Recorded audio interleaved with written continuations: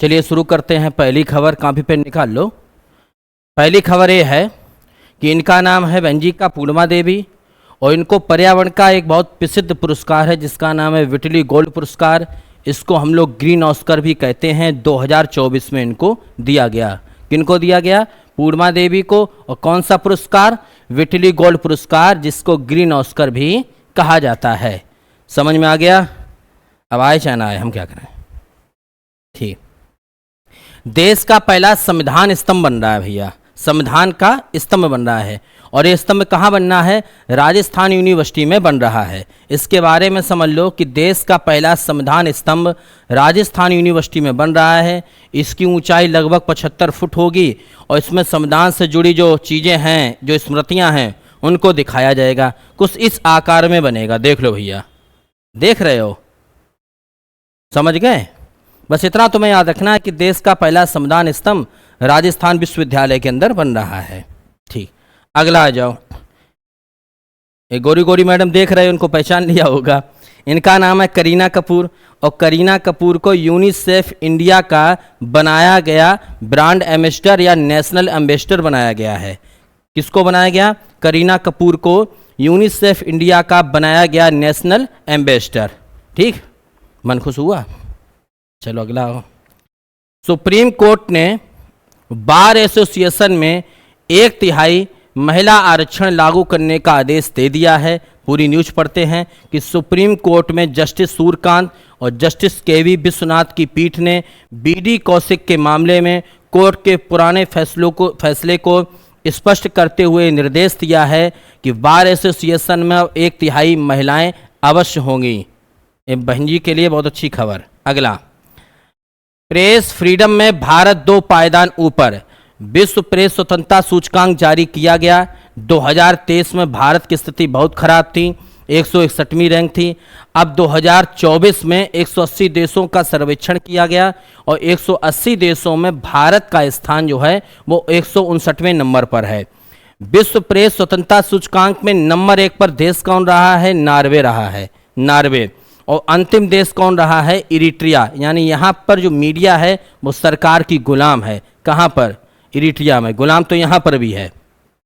अच्छा, एक क्वेश्चन और याद रखना कि जो प्रेस स्वतंत्रता सूचकांक है वो जारी कौन करता है? तो एक संगठन है जिसका नाम है, फ्रांसीसी संगठन जिसका नाम है reporters without border. Reporters without border नामक जो संगठन है वो जारी करता है। चलो 2 अंक तो भैया बढ़े। अगला, HDFC बैंक तो जानते ही होंगे सभी लोग। हाँ, HDFC लाइफ ने नो झंझट लाइफ इंश्योरेंस फटाफट अभियान शुरू किया है, जिसका उद्देश्य अपने ऑनलाइन प्लेटफॉर्म के माध्यम से जीवन बीमा खरीदना और आसान हो जाएगा। तो HDFC बैंक ने एक योजना शुरू की है, नो झंझट लाइफ इंश्योरेंस, यानी बिना किसी झंझट के आप घर बैठे ऑनलाइन लाइफ इंश्योरेंस करा सकते हैं। ठीक, HDFC ने शुरू किया है। अगला बाबू आ जाओ।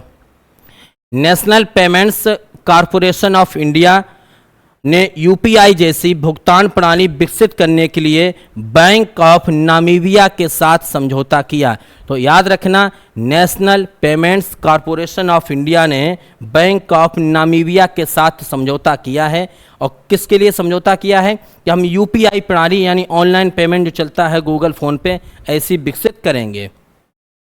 अगला, उत्तराखंड पर्यटन विभाग ने भारत का पहला खगोल पर्यटन अभियान जिसका नाम है नक्षत्र सभा लॉन्च किया है। तो किसने लॉन्च किया है? उत्तराखंड पर्यटन विभाग ने। क्या लॉन्च किया है? भारत का पहला पर्यटन अभियान जिसका नाम है नक्षत्र सभा लॉन्च किया है। अगला, कच्छ कहाँ पड़ता है? गुजरात में। तो कच्छ की प्राचीनतम ब्लॉक प्रिंट कला जिसका नाम है अजरक। क्या नाम है? अजरक। इसको क्या दिया गया है? GI टैग दिया गया है। फिर रिपीट कर रहा हूँ, कच्छ की ये कला है, ब्लॉक प्रिंटिंग कला है और जिसका नाम है अजरक, इसको हाल ही में GI टैग दिया गया है। GI टैग जिस किसी वस्तु को मिल जाता है ना, तो वस्तु जो है फेमस हो जाती है, उसकी डिमांड बढ़ जाती है। और क्या है उसमें? आपको मालूम होगा 2 ट्रॉफियाँ हैं, एक का नाम है थॉमस कप और एक का नाम है उबेर कप। ये दोनों ट्रॉफियाँ जो हैं वो बैडमिंटन से संबंधित हैं और चीन ने इन दोनों ट्रॉफियों को जीता है। लिखा है कि थॉमस और उबेर कप 2024 चीन ने पुरुष और महिला दोनों वर्ग के खिताब अपने नाम किए हैं। चाइना वाले जो है चिंगो पिंगो जीतते बहुत हैं पुरस्कार, खेल कूद बहुत आगे हैं, नेक्स्ट हैं कटरिया ही से। एक कोरोना और प्राण खाए बहुत ज़्यादा, एक कोरोना का वायरस चला जाता है फिर दूसरा एक नया आ जाता है। देखो अब क्या खबर छपी है, कोरोना के नए वेरिएंट फ्लर्ट से पूरी दुनिया की बड़ी टेंशन, वैक्सीन और बूस्टर डोज से भी सुरक्षित नहीं, जानिए लक्षण और बचाव। कोरोना वायरस का कहर खत्म होने का नाम ही नहीं ले रहा है। अमेरिका में अब कोरोना वायरस का नया वेरिएंट आया है जिसका नाम है फ्लर्ट, और इसमें अभी हाल में रिसर्च से पता चला है कि इसमें कोई वैक्सीन वगैरह भी काम नहीं आएगी। जी चाइना वाले, इनकी खुद की तो आंखें छोटी छोटी खुलती नहीं हैं और पूरी दुनिया की आंखें बंद कराए हैं। बहुत बदतमीज है तुम्हारी किस्म। इसको बाद में पढ़ लेंगे न्यूज को। चलो, आधुनिक पीढ़ी के पहले समुद्रगामी गश्ती जहाज, आधुनिक पीढ़ी के पहले समुद्रगामी गश्ती जहाज के निर्माण का कार्य किसको सौंपा गया है? Messrs Goa shipyard limited. किसको दिया गया? मेसर्स गोवा शिपयार्ड लिमिटेड को दिया गया है। कौन सा काम? आधुनिक पीढ़ी का पहला समुद्रगामी गश्ती जहाज ये लोग निर्माण करेंगे। ओके, अगला एक नई खबर है कि एलटी गेट परीक्षा अपने यहाँ होती थी, अब तो हुई नहीं, भर्ती काफ़ी सालों से, हम क्या करें। तो एलटी गेट परीक्षा है, अब 2 चरणों में होगी, एक प्री पेपर होगा, एक मेंस पेपर होगा। प्री पेपर में क्या होगा कि भाई जीएस वगैरह सारी चीज़ें पूछी आएंगी, और जो मेंस पेपर होगा वो आपका सब्जेक्टिव होगा, जैसे टीजीटी का होता है। ठीक, योजना बन रही है। अगला, भारत और घाना, घाना तो जानते हो एक देश है, भारत और घाना के बीच भुगतान प्रणालियों को आपस में जोड़ने पर बनी सहमति। क्या है पूरा मामला? दोनों देशों ने 6 महीने में घाना अंतर बैंक भुगतान और निपटान प्रणाली पर यूपीआई को चालू करने पर अपनी सहमति बनाई है। यानी भारत का यूपीआई घाना में चलेगा और घाना का कोई यूपीआई ऐप वगैरह होगा वो भारत में चलेगा। चलने दो भैया। अगला, ये तो बता चुका हूँ, कच्छ के अजरक को जीआई टैग मिला। एक ब्लॉक प्रिंटिंग होती है, पेंटिंग सिलाई वगैरह कुछ होती है, इसी को मिला है जीआई टैग, ये पढ़ा चुका हूँ। अगला, राजस्थान में बाल विवाह पर रोक, राजस्थान हाई कोर्ट का निर्देश आया है, और ये बहुत अच्छी खबर। मैं एक बात और बता दूं, अभी भी राजस्थान में बाल विवाह होता है, अब पता नहीं काहे होता है। तो राजस्थान हाई कोर्ट ने एक फैसला सुनाया है कि अगर किसी गांव या कस्बे में बाल विवाह होता है तो वहां का प्रधान और वहां के पंचायत सदस्य जिम्मेदार होंगे, और ये बिल्कुल सही है। ये बहुत गलत परंपराएं हैं, अब तो बंद हो गए, न सती प्रथा, वो बाल विवाह, दुनिया भर का तमाशा चलता था अपने यहाँ। ठीक भैया। अगला, नेपाल के 100 के नोट में भारत के इलाके भी। ये तो न्यूज आपने पढ़ी होगी कि नेपाल ने हाल ही में 100 का नोट अपना लॉन्च किया, तो उसमें भारत के कुछ हिस्से भी अपने में दिखा दिए। अब बताओ, इतना सा देश, बदतमीजी देखो। और कौन कौन से हिस्से दिखाए? सारे हिस्से उत्तराखंड के हैं। एक तो उन्होंने दिखाया है, लिखा कि 18 जून 2020 को नेपाल ने नक्शा जारी कर, पहले दिखाया था लिपुलेख दर्रा।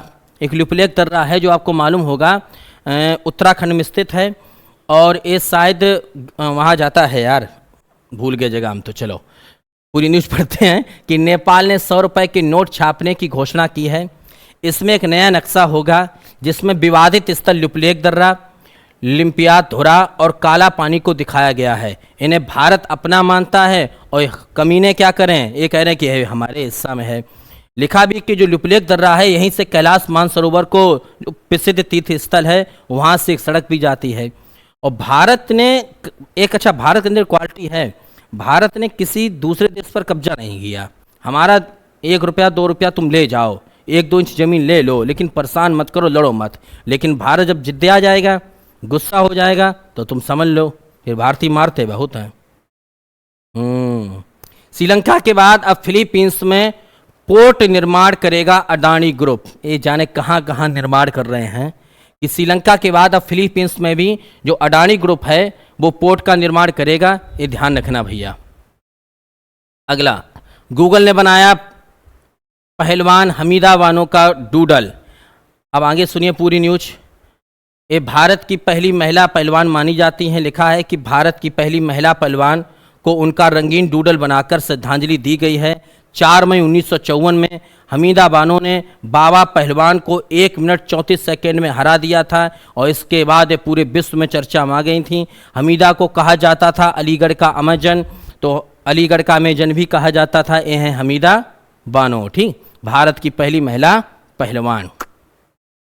चलो भाई अगला, ये न्यूज़ तो पढ़ ही लो भैया। बेरोजगारी अप्रैल में बढ़कर 8.1% और ये भी लिखा है कि 47 लाख लोगों का छिना रोजगार। अप्रैल में बेरोजगारी बढ़ चुकी है और कितने परसेंट हो चुकी है? 8.1%। और कितने लाख लोगों का रोजगार छिना है? 47 लाख लोगों का रोजगार भी छिन गया। इसमें कुछ जो लोकसभा का चुनाव चल रहा है, आचार संहिता चल रही है, तो इस वजह से काफ़ी लोगों का रोजगार चला गया। अपना चुनाव बहुत होते, एक तो प्रधानी का चुनाव, फिर पता चला विधानसभा का चुनाव, फिर पता चला लोकसभा का चुनाव, आदमी इसी में बर्बाद है। ठीक भैया, अब बताओ क्या करें हम लोग। भारत का स्वर्ग कहे जाने वाले कश्मीर में डल झील है, तो पूरी न्यूज पढ़ना कि भारत का स्वर्ग कहे जाने वाले कश्मीर के डल झील में बना एशिया का पहला तैरता हुआ थिएटर। ये देखो थिएटर बना हुआ है, इसी में आराम से नाव में बैठ जाओ और पूरी मूवी देखो। ठीक, अगला लिखा है, इसका नाम है क्या लिखा है? गेट वेंटेज। सब सामने से दिखता नहीं ना साफ। तो भारत के प्रमुख अल्टरनेटिव फाइनेंस फिनटेक प्लेटफॉर्म में से एक गेट वेंटेज ने घोषणा की है कि उसने भारतीय रिजर्व बैंक से non banking finance company, non banking नहीं है भैया, नॉन बैंकिंग फाइनेंस कंपनी का लाइसेंस हासिल कर लिया है। किसने हासिल कर लिया है? गेट वेंटेज ने हासिल कर लिया है। और ऐसा लाइसेंस हासिल करने वाला ये भारत का पहला, ठीक भैया, भारत का पहला प्लेटफॉर्म बन चुका है गेट वेंटेज। ठीक, अगला लिखा है भैया कि भगवान श्री गणेश की प्रतिमा लेकर तीसरी बार अंतरिक्ष में जाएंगी सुनीता विलियम्स। सुनीता विलियम्स आप जानते होंगे एक अंतरिक्ष यात्री हैं और ये तीसरी बार अंतरिक्ष जा रही हैं। विलियम्स तीसरी बार अंतरिक्ष की उड़ान के लिए तैयार हैं। इससे पहले उन्होंने बताया कि वो अपने साथ भगवत गीता की पुस्तक लेके गई थीं और इस बार भगवान श्री गणेश की प्रतिमा लेकर जा रही हैं। हर व्यक्ति की अपनी अपनी आस्था होती है, कोई बजरंगबली को मानता है, कोई भगवान गणेश को मानता है और कुछ इतने दुष्ट हैं जो किसी को नहीं मानते हैं, वे मानते ही नहीं किसी की। चलो अगला, भारत में जीएसटी के संचालन, GST-80 के संचालन की शुरुआत। वित्त मंत्री निर्मला सीतारमण ने आज यहाँ जीएसटी अपीलीय न्यायाधिकरण के पहले अध्यक्ष के रूप में न्यायमूर्ति संजय कुमार मिश्रा को शपथ दिलाई है। यानी जीएसटी का एक कोर्ट बना दिया गया है और इसके पहले जो जज बने हैं या अध्यक्ष बने हैं उनका नाम है संजय कुमार मिश्रा। और इस कोर्ट में क्या होगा, जीएसटी से संबंधित जो मुकदमे होंगे, मामले होंगे, उनको निपटाया जाएगा। ठीक, नाम याद रखना, संजय कुमार मिश्रा। कानपुर में बनेगा हाइड्रोजन ईंधन वाला रेल इंजन, ये तो बहुत बड़ी खबर है। रेलवे और IIT कानपुर मिलकर हाइड्रोजन ईंधन से चलने वाला देश का पहला ट्रेन इंजन बनाने जा रहे हैं। ठीक भैया, देश का पहला ट्रेन इंजन, ध्यान रखना कौन बना रहा है? कानपुर का IIT और रेलवे दोनों मिलकर बना रहे हैं। अब बन के आए, फिर देखो कैसा होता है। ये तो बता चुका हूँ, देश का पहला संविधान स्तंभ कहाँ बनना है? राजस्थान की यूनिवर्सिटी में। ठीक, बता चुकी न्यूज। अगला, दुनिया की पहली CNG बाइक मार्केट में आने को तैयार हो चुकी है और इस बाइक का निर्माण किया है बजाज ने।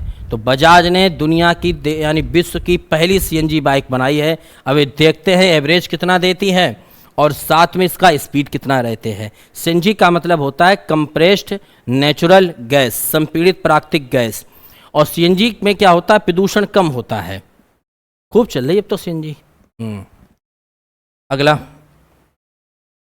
ये मामला आपने सुना होगा कि 72,825 की एक भर्ती हुई थी 2011 में और अभी तक चल रही है। भारत में तुम पहुंच जाओ एक बार कोर्ट में, तुम्हारे प्राण निकल जाएंगे, मुकदमा ही चलते रहेगा।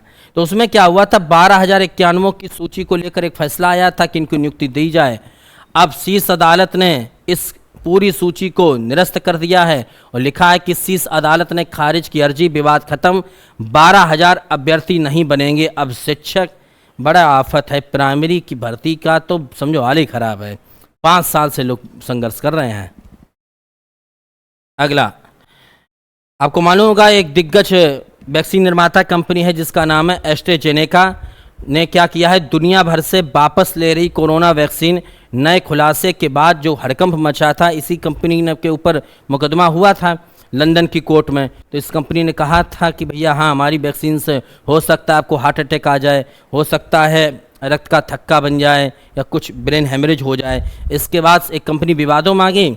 अब एस्ट्राजेनेका कंपनी ने कहा कि जहाँ जहाँ हमारी वैक्सीन है चुपचाप हमें लौटा दो, बदनामी बहुत ज़्यादा हो चुकी है। अगला, इस समय बाबू सोना की 4 स्टेज होती हैं, जानू, जान, जान, जानवर। चलो अब नेक्स्ट वीडियो में कर मिलते हैं। वीडियो कंप्लीट हो गया, ओके।